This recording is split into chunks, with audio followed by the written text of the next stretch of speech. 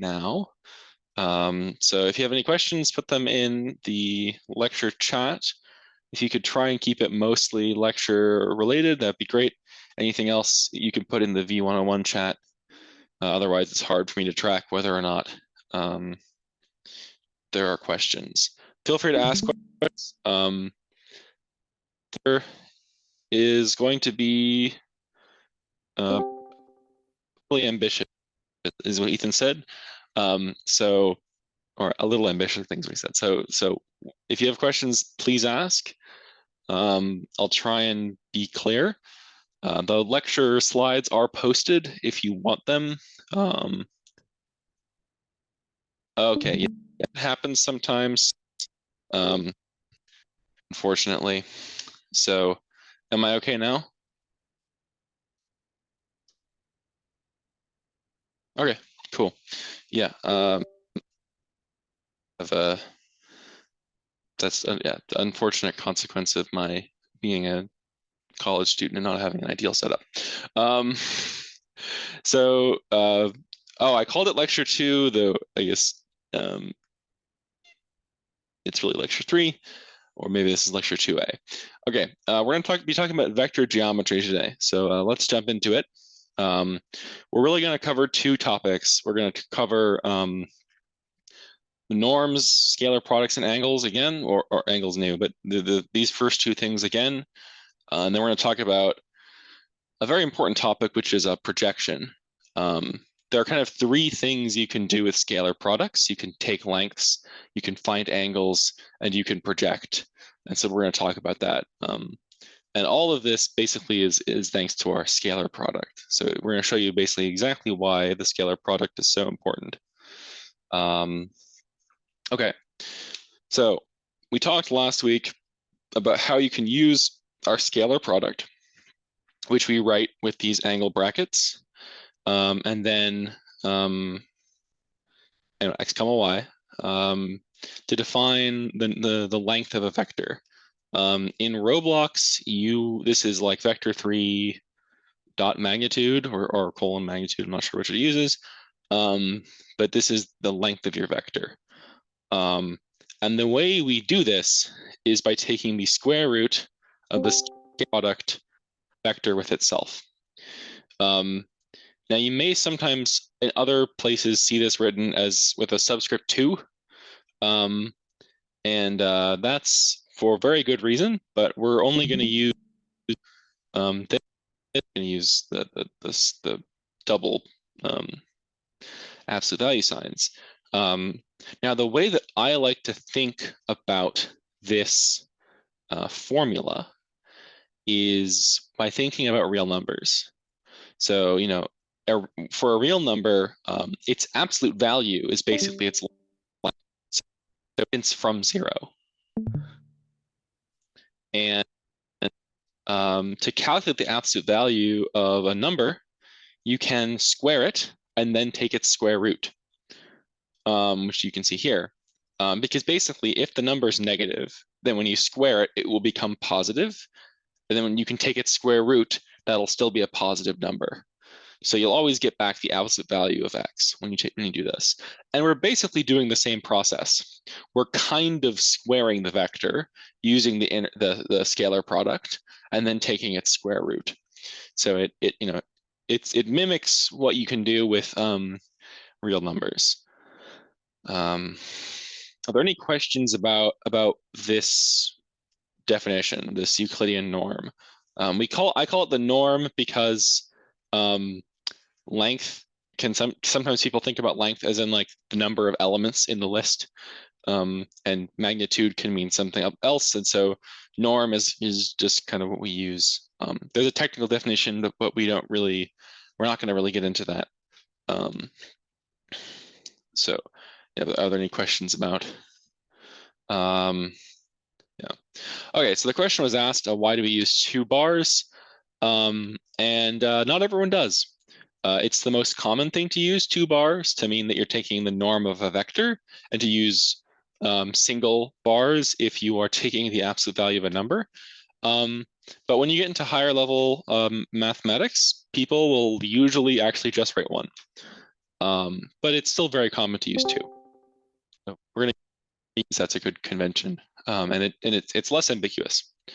All right. So now, as Ethan mentioned, we can think of vectors as having 2 things. They have a direction and they have a magnitude. Now, again, I like to use norm, but that's what people usually think about it as magnitude. And often we really only care about the direction, right? For instance, you're probably all familiar with like look vectors. And for that, we only care about the direction. We do not care about we don't care about the norm of that vector. We don't care how long it is. So we can really take it to be whatever length we want because we don't care about that information. Sometimes, though, having that magnitude information in the vector can actually be detrimental. It can make our lives harder. And so in those cases, we want to use vectors that are length 1. And this is what we call a unit vector. We call it a vector because like 1 is the unit. It's the single thing. And so a unit vector whose norm is 1. And if you give me any vector, as long as it's not 0, I can turn it into a unit vector by scalar multiplying it by 1 over its norm, as you can see here. The kind of intuition behind this is, right, so scaling a vector by a scalar changes the length of that vector, it changes the norm. And so if we know the norm of the vector, then if we basically scale it by the inverse of its length, then you should get back to 1, right? If I have a number, a and I divide it by a, then as long as a is not 0, this is going to give me 1.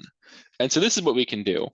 And actually showing that this is in fact that this resulting vector is a unit vector will actually be a homework assignment. And if it seems simple, then I'm happy for you. But the proof is, I think, simple for some and hard for others. It really depends on if you there's like a trick to it. And if you figure out the trick, it's easy. And if you don't figure out the trick, it's harder. But I strongly recommend you try it. But yeah, basically you can always something's called normalizing a vector. You make it into a unit vector. And I think on Roblox, you can accomplish this with like a .unit command. And this is what that's doing. It's just taking the norm of the vector and then multiplying it by 1 over the norm.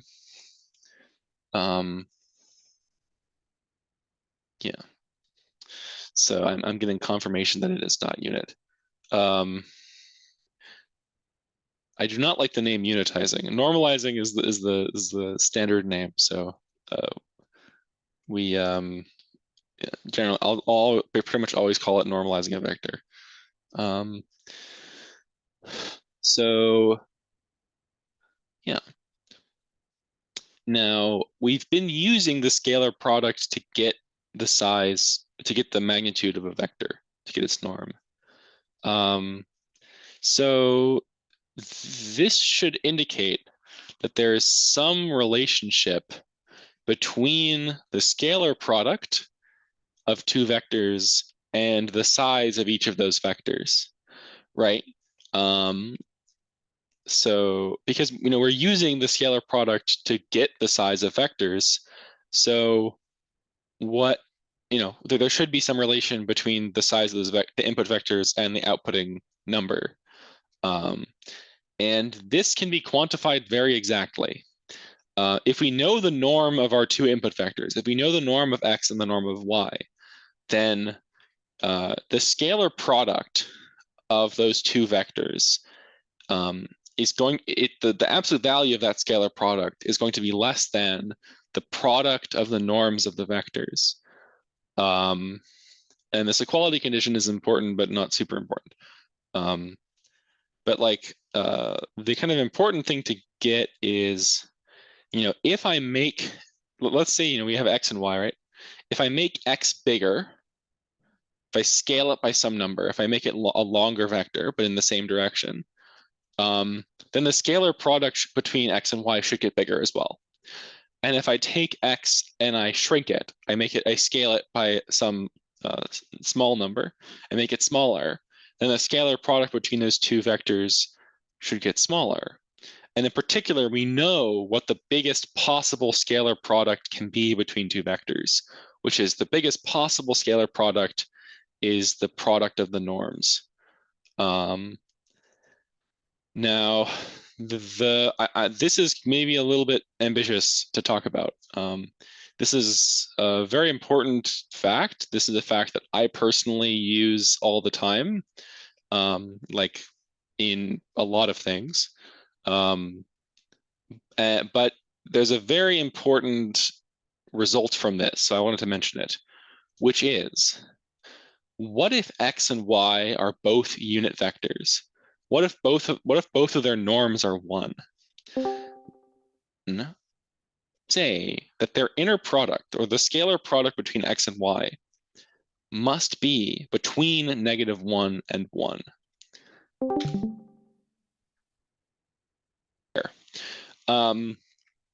So the scalar product between these two vectors is always going to be between -1 and 1. And so we might hope that this gives us some information. So for instance, if you took y to be -x, so if you take the inner product of x and -x, then you're going to get -1, right? Because you're going to get the inner product, which is going to be negative the inner product of x and x, which is going to be a -1. And then you're also going to get that the inner product of x and x is 1. So if you think about it, there is this, oh, why is my link not working? Oh no. There is this correspondence between the scalar product and the angle between vectors. Let me go to my, sorry, the link broke. Unfortunate. Haha. Okay. So I've got this nice little demonstration. I think it's nice, at least. So we've got these two vectors in 2D space. They're x and y. You can see I can drag around x and I can drag around y. And then you can see, y is red. And the unit of y, so the unit vector y is this red dot here. And then you have x, which you can move around, and there's the unit x here. Now, yes, I can make it bigger.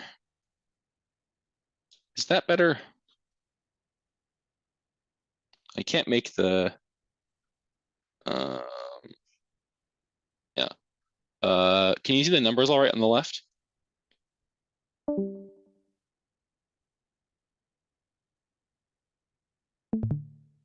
Okay, so here we see this is the scalar product between x and y. So you can see as I'm going to try and keep x roughly in the same direction, but as I take x bigger and bigger, or longer and longer, you can see that scalar product increases, right? So as I bring x down and down and down, then the scalar product decreases, which makes sense. If you go back to the definition of the scalar product, it makes sense that this would be true. But also, if I keep x the same length and I move it, then the scalar product actually increases. The closer it gets to y, it increases. And then the farther away it gets from y, you can see the scalar product going down, right? And actually, if I take it all the way to be negative, close to -y, like this, you can see that we've gone negative, but it's getting basically getting bigger. It's getting more and more negative the closer I get to being -y, and then it goes back up and up and up and up and up and up and up. Now here is the scalar product between the unit vectors. So these are the vectors that are unit length, and you can see if you follow this over here, this number, that number goes between 1 when they're lined up and -1-ish, they're opposite sides.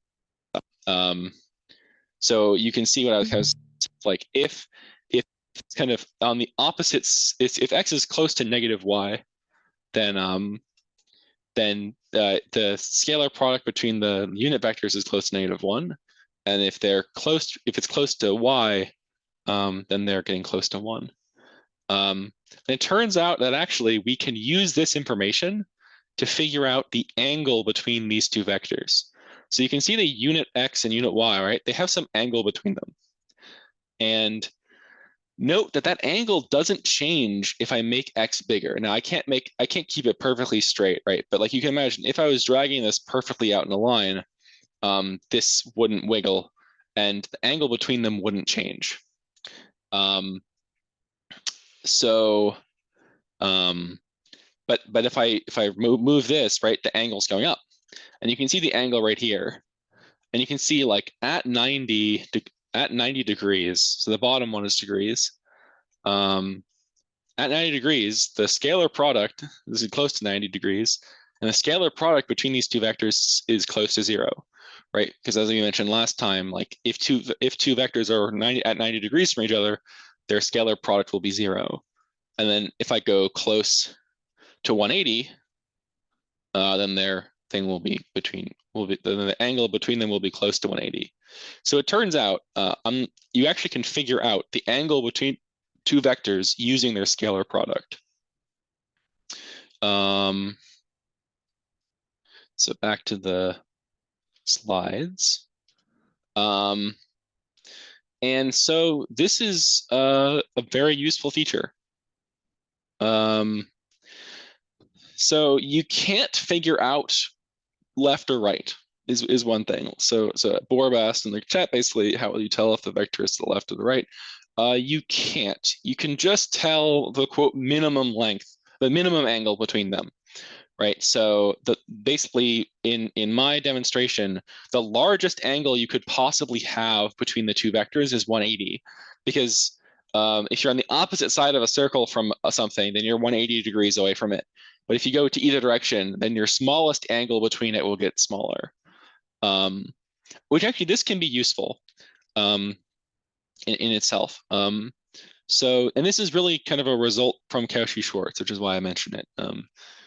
It's probably the most used fact about the scalar product in game development that I've seen. Like the most questions I get about the scalar product are always about using it to get angles, basically. And so it turns out that you can quantify this angle between the two vectors using this kind of nasty looking formula, though it's actually quite beautiful, I think, myself, but some people think it's nasty. I promised that this class would only require Algebra 1. And arc cosine is not in Algebra 1. So we're not really going to talk much about this formula. But so just kind of, there'll be an optional homework assignment about it. And you can ask me plenty of questions about it if you want. But you can use this formula to get the angle between two vectors. And it's very useful. Use it in your code. Yeah, so there is a thing using this thing called atan2, but we're not going to get into that. You can do something with that. I prefer arc cosine, and most machines use arc cosine. Yeah, so if we're not going to really use cosine though, but just this is the formula. You can use it to get the angle between two vectors. Oftentimes, you actually can literally just use the scalar product as a kind of vector of angle substitute, right? Like, for instance, if you want to know whether two vectors are within 90 degrees of each other, all you have to check is if their scalar product is positive. You don't actually have to compute the angle, right? So often you can just use the scalar product. So that's kind of the first thing I wanted to talk about, which is angle between two vectors. And so the summary is that the scalar product kind of fundamentally encodes two pieces of information about the vectors. It kind of encodes the magnitude of the two vectors and the angle between those two vectors. If we want to just talk about angle information, we have to eliminate the magnitudes and work with the unit vectors instead. Because basically, like otherwise, if we have the size around, then it's really hard to deal with the size. This is actually why we end up dividing by the size of the vectors here, because I didn't say anything about whether x and y are unit vectors. So basically, by dividing by the sizes of the vectors, we get that we basically work with unit vectors. Are there any questions about getting the angle between two vectors?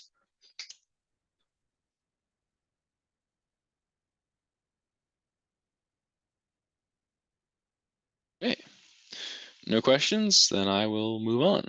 So we can ask, is there anything else we can do with the scalar product? And I kind of spoiled the answer, but the answer is yes. There's kind of one more big thing we can do.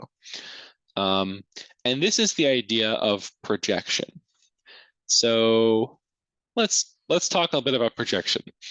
So suppose that we have this vector E, and it's basically it's just got a 1 in its first element. Its first element is 1, and then everything else after that is 0. And it's in Rn, as is the vector x, x, x1 through xn. Now we can ask this potentially strange question, which is like, how much of x is going in the direction of E?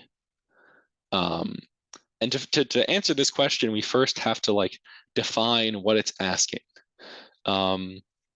So in kind of very mathy language, which we're not going to really talk about in the future, but I want to write it out properly. We're really looking to solve this minimization problem.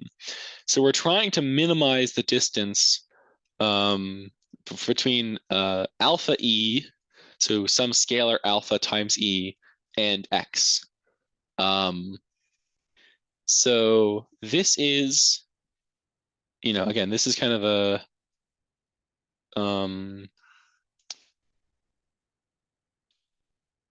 weird thing, probably, if you haven't seen this min notation. But here's the way of thinking about it. So we take the vector E, right? Now, if we allow alpha to be any real number, then the points alpha E are going to form a line. Also, I think someone has their mic on. Noah, I think you have your mic on. Thank you. So the points alpha E are going to make a line. And that line is going to be all the points that you can get by scaling E. So a good example of this is actually the x-axis in two-dimensional space is just all of the points that are scalar multiples 1, 0, right? Because they're the points where y is 0. So you want like the first coordinate of your vector can be anything you want, but the second coordinate has to be 0. So really all we're asking, and this question might seem interesting to you, is what is the closest point on this line to the vector x? Now, we can figure this out kind of by brute force in this case, by taking alpha to be x1. Because basically, right, like if you subtract alpha E and x, then the first coordinate is going to be alpha minus x1. And so if we take alpha to be x1, then the first component of that vector is going to be 0, which is the smallest it can possibly be. Right? And so if we took alpha bigger, then the coordinate would be bigger, and if we took it smaller, it would be smaller. But this is not so easy to do, at least conceptually, when we work with something other than E. And so first, we're going to talk a little bit about this thing called spanning. So I mentioned, right, that like the scalar multiples, if we allow any scalar multiple, then we get a line. of a vector. If you allow any scalar multiple of a vector, we get a line. This is true for E, but it's also true for any vector, as long as it's not zero. So in general, if we have any non-zero vector y, we can actually, in general, even if it's zero, we define the set of all multiples of scalar multiples of a vector y to be the span of y. That's the notation.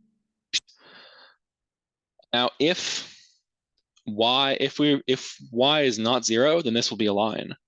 And you can think of this like if I shot an arrow and there wasn't any gravity, right?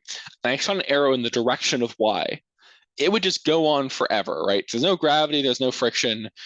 It just goes on forever. And right, that's basically all this. That's all like the scalar multiples of that vector y, because we can scale it down, we can scale it up, and we can scale it up to infinity. And then we can do the same thing negative. We can shoot backwards, and we can shoot down. Those are all the negative scalar multiples. And if y is zero, then we just end up with zero, because if you multiply anything times the zero vector, you get back the zero vector. So you kind of just stuck. You just get this one point at zero. It's very boring. But we actually can allow ourselves to take the span of multiple vectors. Now you might notice I've written span of y super 1 and y super 2. Also, someone's mic is live. Just FYI.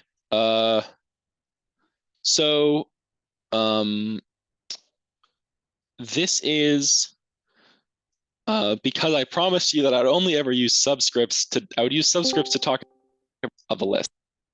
And so if we're ever talking about a list of vectors, which these are all vectors, I'm going to use superscripts.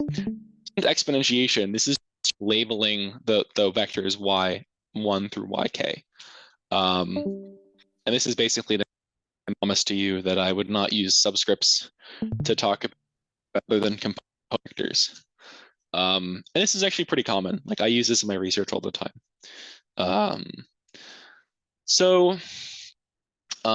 And basically what we do is if we're taking multiple vectors, then we allow not only scalar multiples of each of these vectors, but we also allow sums. So for instance, as an example, if we took the span of 1, 0, 0, and 0, 1, 0, so these are like the x vector and y vector in Roblox, then this is just going to be the set of all vectors that look like alpha, comma, beta, comma, 0. And alpha and beta can be anything, but the third component must be 0, right?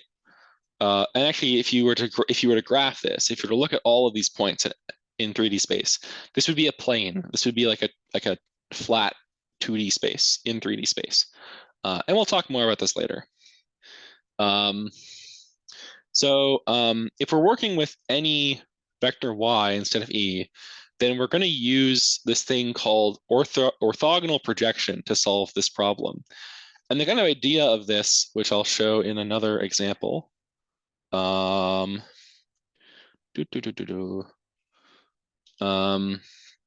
idea of this is, so we got this vector y that we're projecting onto, and we have this vector x that we want to use for the projection, and we have this vector z. Now z is allowed to be anything on this line, right? Because this is the span of y. And you can see here we've displayed the distance between x and z. And right, we want to find the closest point to x on this line. And so look what happens to that distance, this distance over here. Right, as I make, oh, and here, right here is the angle that this orange line makes with this red line. So right, when I take this as close to 90 as I can, with the current precision I've got on, you can see that the length is pretty low, right? But if I make it go away from 90 degrees at all, the length starts increasing, right? And this kind of makes sense, right? Because like the fastest way to get to the line is to just look straight towards the line and walk towards it, right? Imagine if you were standing at X, you wouldn't want to like walk this way. You wouldn't want to walk up. You'd want to walk as straight as possible directly to the line, right? And so this is going to make a 90-degree angle. which you can see kind of visually here. Like this is near 90, it's very low, but then if I go higher or lower, then the length increases, right? And so this is why we want to do like orthogonal projection. The orthogonal means 90-degree. So we want to basically walk to the line so that we make a 90-degree angle with it when we intersect it. And so it turns out that orthogonally projecting is actually going to solve our problem. It's going to solve our minimization problem. So given two vectors x and y, the orthogonal projection of x onto y is a point z that's in the span of y. So it's on that line, like I just showed, such that the difference between z and x, which this difference here is actually that orange vector we looked at, that orange line in my Desmos demonstration. We want this scalar product to be 0 because that will mean that those are at a 90-degree angle. And I'm going to use the notation projection of y onto x onto y. So the first component of this proj operator is going to be this x because it's x onto y. And so this is the orthogonal projection of x onto y. And for kind of the reasons I just explained, this orthogonal projection actually solves the minimization problem. That projection, finding this point z, will find the minimum, the point of minimum distance from x. And we can do some fancy algebra, and we can use the properties of the scalar product that we learned in my last lecture to find exactly how to compute the projection. We know that this projection is got to be a vector in the span of y. So it has to be some scalar multiple of y. So if we just replace the projection with this alpha y, we can solve for alpha. And we get that alpha is equal to the scalar product of x and y divided by the scalar product of y with itself. And you can go through the algebra, but basically we've calculated now that we can compute the projection using two scalar products. So again, like the kind of third thing you can do with scalar products is this projection thing. And if y is 0, we're going to call the projection 0. We're just going to define the projection to be 0 because this y comma y will actually be 0, and we're not allowed to divide by 0. So we need something to do. This is not super standard, but it's common enough, and we're going to use it. And it actually makes a lot of sense in a broader context, but it doesn't obey the algebra. But that's just, well, actually it kind of does. But anyway, story for a different time. But what's interesting to note here is, right, the way that we calculate the norm of a vector, so the way we calculate its magnitude, is we would take the square root of this scalar product of y with itself, right? So this bottom part is actually just the norm of y squared. So really what we're doing is we are taking the scalar product of x and y, we're dividing by the norm squared of y, and then we're scalar multiplying this constant with y, right? So that's going to give us the projection, this projection satisfies the properties that we want. It solves this minimum problem. So, again, if we look back at this equation, we have this norm of y squared thing on the bottom. And so it would have been really convenient if before starting this, we were using the unit vector version of y. If we replaced y with a unit vector going in the same direction. And then you can see actually that the projection is far more clearly just a dot product. Because we take this, if y was a unit vector, then the projection is actually just the scalar product of x with itself, or sorry, x with y times y. So whenever we're working with projections, we really want to work with unit vectors whenever possible. Now, are there any questions about projection? This is often a difficult topic. So like any projection.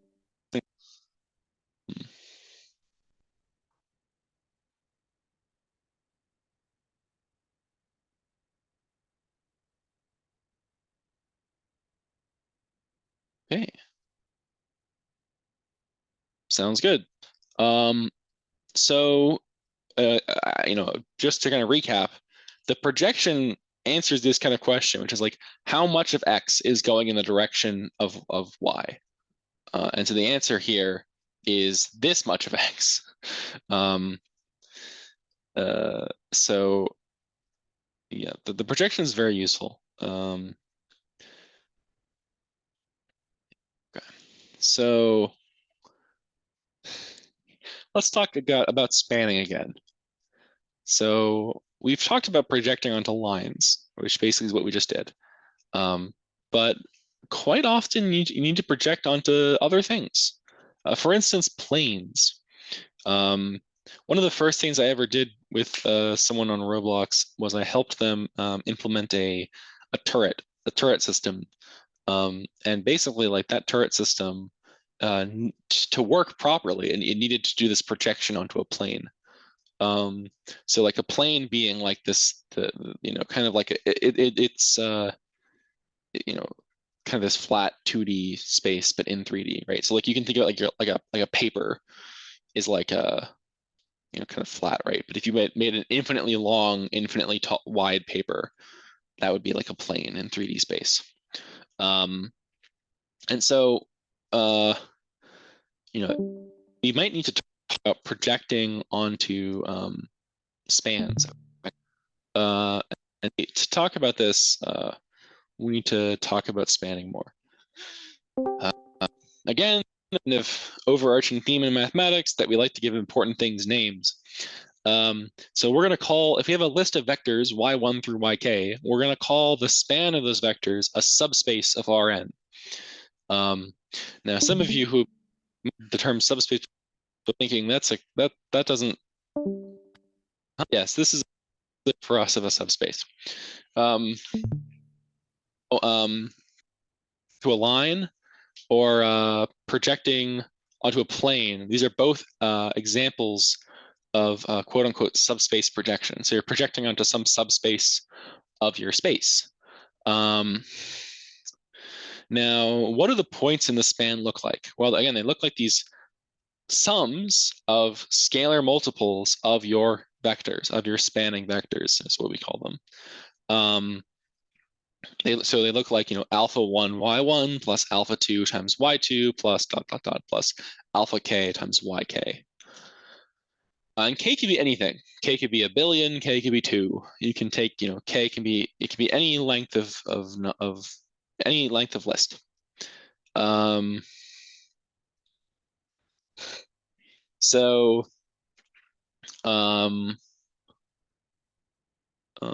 yeah. So we might hope that we could define the projection of a vector onto a subspace by basing onto each and then summing them all up, right? Because that's what we hope we can do. Do that, and I'll not do that with this example. Now, first of all, whenever we're talking about spans, we can always use unit vectors instead of using arbitrary vectors. And this is because, right, like if we're working with like lines, then for the so we're working with we're allowing any of our initial point. So we could just basically divide by the norm, and we get the same line. So this doesn't change anything, and this would make projecting. Oh, I'm still cutting out.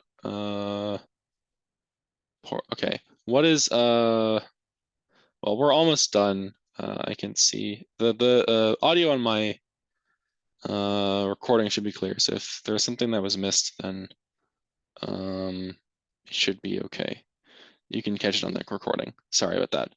I'll try and fix that next week though, or for next week. Um, so yeah, this doesn't solve our problem though, because let's talk about, well, what if we took the span of y and y? Well, it turns out you can figure this out, but it turns out that the span of y and y is actually the same set as just the span of y. And right, this is because if you add two scalar multiples of y together, you're just going to get another scalar multiple of y. So everything's going to collapse to just being span of y. But if we kind of naively assumed that the projection onto a subspace was just the sum of the projections onto the spanning vectors, then we would have to get this equality, this line 10 equality. But this is like saying that 1 plus 1 equals 1. It does not hold. It's false.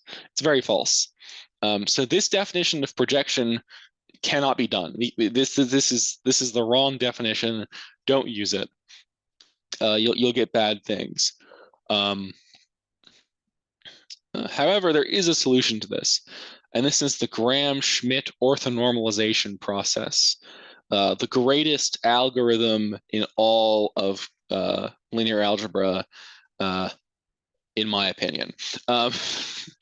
There are potentially better ones that you'll learn about later, but this is my favorite. It's near and dear to my heart. So what is the Gram-Schmidt orthonormalization process? Well, I kind of just illustrated the problem, right?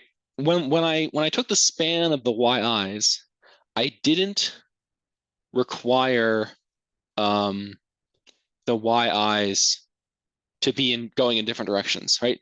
You technically could have y1 through yk all being the same vector, or they could all be different vectors, but they're all going in almost the same directions. Meaning that so basically the problem is that these vectors aren't going in different directions necessarily. And there could be some overlap in the directions they're going. So we want to make these vectors all be going at completely different directions. So basically, we want to make all of these vectors at 90-degree angles from each other. So right, in 2 dimensions, in 2D, two vectors can be at 90 degrees from each other. In 3 dimensions, 3 vectors can be at 90 degrees from each other, right? You're like X, Y, and Z axes in Roblox. Those are all at 90 degrees from each other. And it turns out in higher dimensions, if you're in n dimensions, then you can have n vectors that are all 90 degrees from each other. And this is basically what we want to do. We want to take in our initial list of vectors. We want to we want to change them in such a way that the resulting list of vectors, all the vectors are 90 degrees from each other. And while we're doing this, we might as well make the vectors all unit vectors as well. And so this is the Gram-Schmidt orthonormalization process, which is amazing.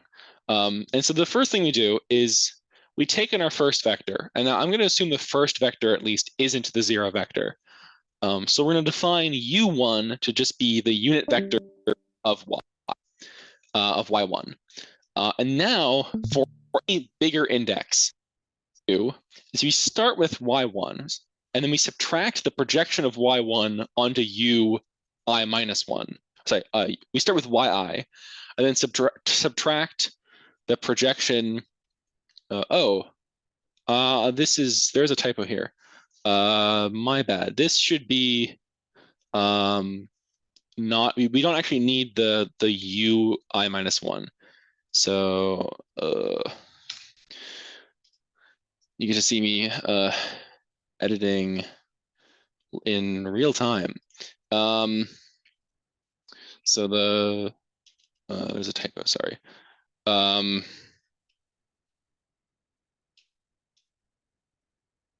My LaTeX editor, by the way. This is what I use. Did it twice. Projection is a vector. It's not a scalar, which is the mistake I made. Or the typo I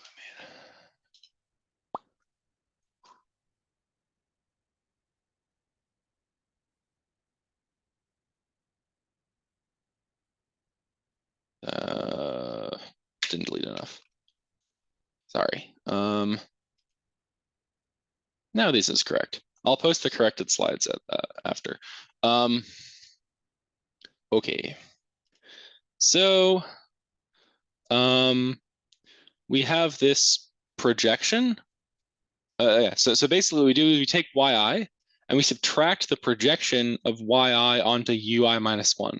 Now remember, the projection basically says what part of this vector is going in the direction of this other vector. So basically, we're removing the part of yi that goes in the direction of ui minus 1. And we keep doing this until we subtract the parts of yi that are going in the directions of all the ui's that come before it. And now, if vi, so if this resulting vector, which is all this subtraction, is not 0, it's not the 0 vector, then we set ui equal to vi divided by the norm of vi. So basically, we make ui a unit vector. And if vi is 0, then oh, this is also a typo, but that's a small typo. Then we set ui equal to 0. And so basically now we're left with this nice list of ui's, of these vectors ui, u1 through uk. Some of them might be 0. So what we do is we return the list u1 through uk, but we don't return any of the 0 ones. So you basically remove all the 0 ones, which means that the returned list might be shorter than the input list. And this is fine. This is actually good. And so this actually solves our problem. So if we have an input list, y1 through yk, and we have an output list, u1 through um, which again, m might be smaller than k, but it won't be bigger. Then we have these 3 properties. The spans of these 2 sets of vectors will actually be the same set. The ui's will be unit vectors, so their inner product for themselves will be 1. And if I and j aren't equal, so if we're talking about different ui's, and there's a different ui and uj, and they're different vectors, then they'll be at 90 degrees from each other. Their scalar product will be 0. And so we're going to call this list of vectors, u1 through um, an orthonormal basis for the subspace that is span y1 through yk. And we call it orthonormal because every vector is a unit vector, so it's been normalized. And every vector is orthogonal from every other vector, which is why it's orthonormal. And moreover, you actually can now define the projection of x onto this span of vectors as just the sum of the projections onto the ui's. So the projection of x onto span y1 through yk is equal to the projection of x onto u1 plus the projection of x onto u2, on and on through the projection of x onto um. And this works. This eliminates our problem with like doubling up on the vectors, and it's great. And actually, we're going to call the dimension of this subspace m. So we'll go into more of what that means, and because I've now defined dimension twice. I've defined dimension in Euclidean spaces, and I've defined dimensions of subspaces. But we'll go into that more next week. And for now, we're gonna wrap. This is end of lecture, so I'll turn off the recording and people can ask questions if they want. I encourage you to ask questions.